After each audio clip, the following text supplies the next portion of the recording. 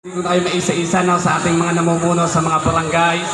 And then, sabi nga nila, pagtulong-tulungan natin. So, ang tema natin is pagkakaisa. Kaya naman, inaimbitahan ko lahat na magbrigada, sama-sama sa San Jose Community High School. Tara na. Ayan, maraming salamat po, Sir Richard po, no? So, para sa inyong inspiring ethos, pusong mensahe.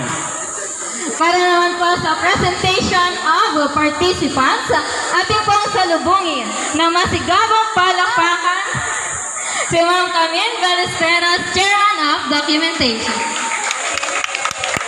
And good morning po sa ating lahat. In behalf po of Ma'am Georgie Adelante, our Brigada Eskwela Coordinator, I would like to acknowledge the participants na kasama po namin ngayong araw na ito. Of course, pinangungunahan po ng ating AO4, Sir Richard Mercado. Maraming salamat po. Our head teachers, Ma'am Marie, Ma'am Carrie, Ma'am Cathy, Sir Linco, Sir Ramil, Ma'am Joselle. Ayan, maraming salamat po sa ating admin. Nakasama rin po natin ngayong umagang ito. Let's also acknowledge the presence of our stakeholders. Maraming salamat po sa pagsama sa amin ngayong umaga.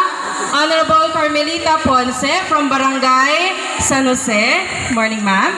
Honorable Jack Talentino, also from Barangay San Jose. Maraming salamat po. Honorable Ivan Mamawag from Barangay San Jose. Honorable Marlon Fajardo from Barangay Gregoria de Jesus, also our SPTA Vice President.